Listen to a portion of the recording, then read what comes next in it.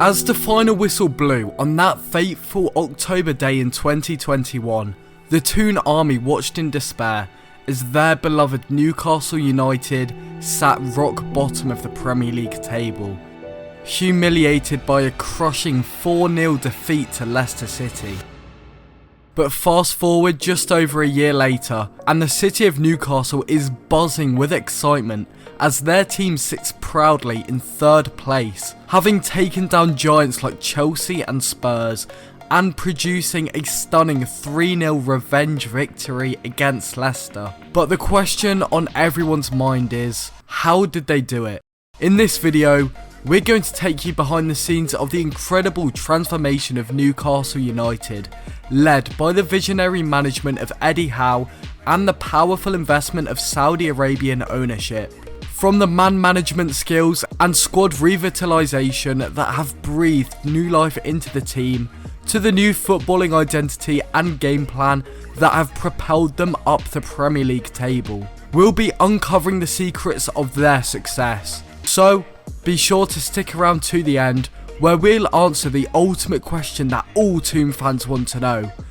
What was the biggest masterstroke that Eddie Howe pulled off? And the answer goes a lot deeper than you think.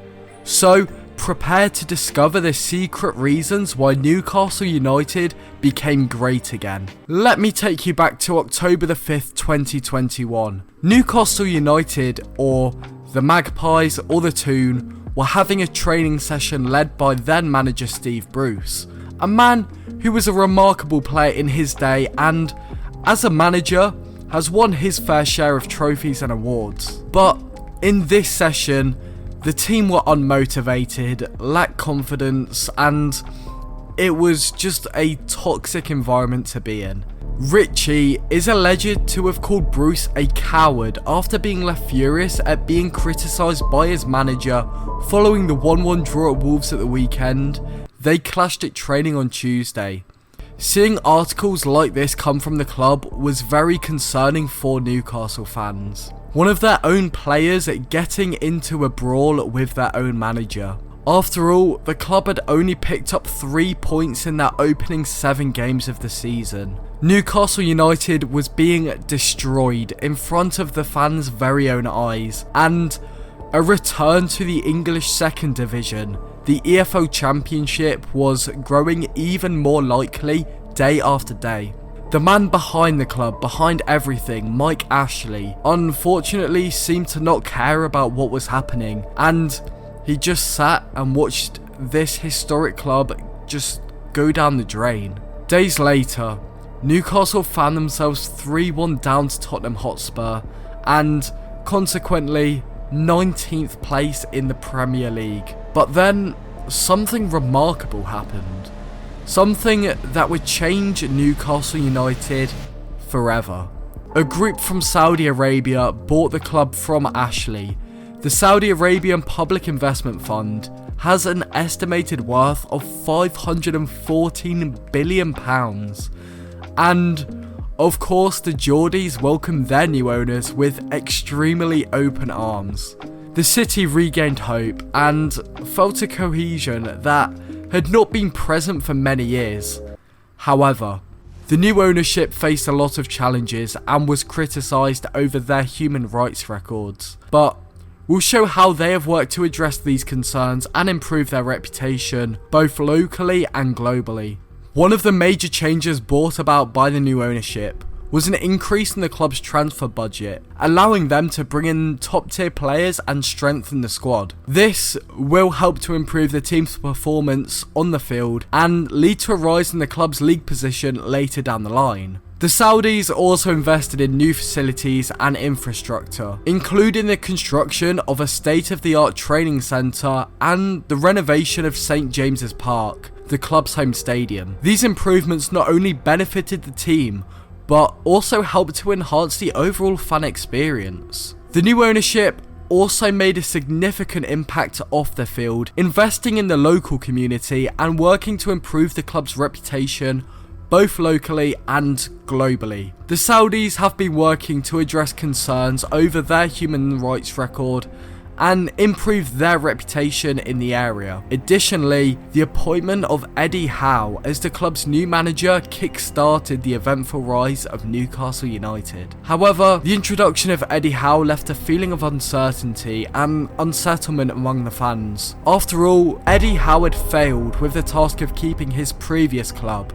AFC Bournemouth, in the Premier League, as they were relegated just a year before. But from the moment Eddie arrived, it was clear that he was going to shake things up. I believe we have the ability within the squad with the players to achieve that aim, but it's going to take a lot of hard work. It's going to take a lot of sacrifice and suffering in terms of the players giving everything that they have. And he wasn't all talk. From day one, Howe implemented a rigorous training regime and a new tactical system that emphasised possession and quick transitions. The players responded well to the new approach, and it wasn't long before the results started to show up on the pitch. 1-1 against Manchester United, 3-1 against Everton, 3-0 against Norwich, 2-0 against Arsenal, a 9-game unbeaten run. Eddie Howe has taken Newcastle United from second bottom in the table to an 11th place finish, 14 points above the relegation zone. Eddie's rebuild of Newcastle in that season came down to many factors. The obvious one, and the one people always point out, is the investment that was put into the squad.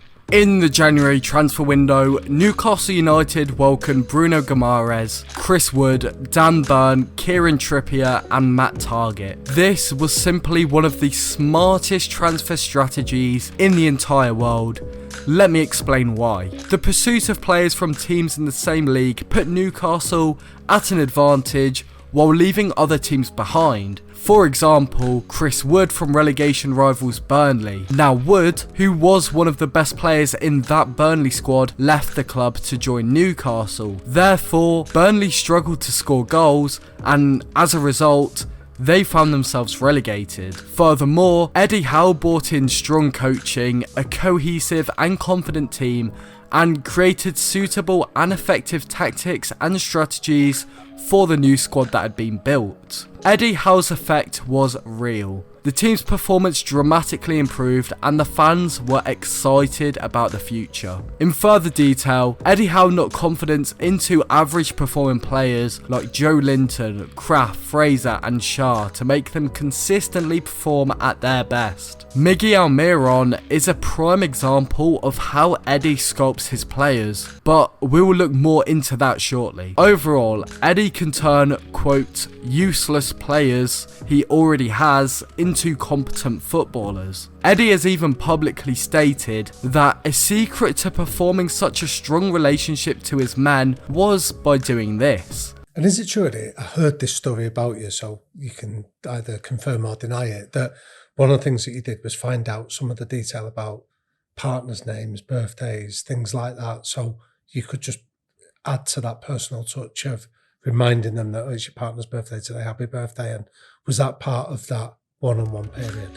Yeah, it's something that, you know, I think you can see the player train, you can see the player on match day, but then behind it, if you don't know anything about them, and you're having a conversation with them, you don't know whether they have children or not. I don't think that's a conversation that's going to last long. These minor details are crazy. Now let's move ahead and look at this season. Newcastle currently sit at third in the table at the time of recording and has managed to get into the Carabao Cup final. During the summer window, Newcastle welcomed Alexander Isak, Sven Botman, Matt Targett on a permanent deal, Nick Pope, Garang Carroll and Loris Karius. Eddie Howe seems satisfied with his squad and his tactics are a pleasure to watch. In general, Newcastle line up as a 4-3-3. When you watch them play, their press is extremely heavy and aggressive in order to provide a good platform for the team to counter-attack. I would compare the pressing style to that of Jurgen Klopp's Liverpool team from the 2017-18 season. I must also add that the team's narrow 4-3-3 formation and the ability of the outside central midfielders to cover ground and start that press have been crucial to the team's success. Huge praise must also be given to the work of the attacking players, particularly Miguel Almiron, for their quality in front of the goal. Furthermore, The aggressive passing from Newcastle and the ability of the midfield allow the Toon to cover the ground and intimidate the opposition, which allows their team to play on the front foot and try to catch the opposition in their build-up structure. In addition, the team has dramatically improved in defence, conceding fewer goals, and this is down to the team's hunger and attitude. So far, new goalkeeper Nick Pope has kept 10 clean sheets in his last 10 games. The transformation of Newcastle United under Eddie Howe is nothing short of remarkable. From a team struggling to avoid relegation to a potential top 4 contender within a year, the new owners of the club are seeing their ambitious vision come to life. But can they do the impossible? Can they break up the elite and claim a spot among the top 4? With Manchester United being a hit and miss side, Liverpool losing their legs and Spurs being regular bottlers, the opportunity is there for the taking. But it's not just about luck or circumstance. Howe has created a well-drilled side that is not only solid defensively, but also plays an attractive brand of football. Almiron is hitting that same form that led Riyad Mahrez's historic win with Leicester, and Callum Wilson is doing the Vardy job. Newcastle also has the huge budget and clever strategies to bring in players which will only take the club further. So, can they do it? Can they break up the top 4? I personally believe they can, and as for next season, maybe they can go one better and challenge for the title.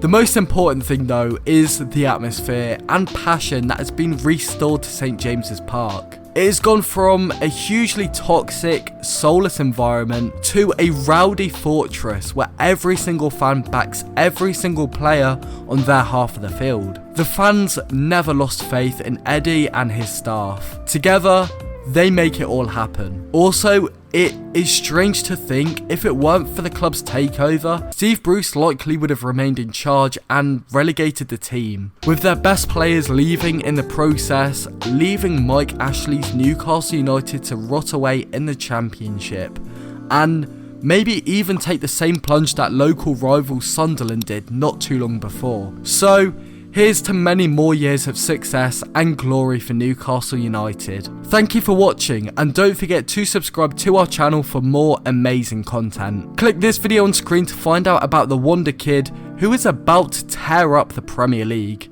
See you there.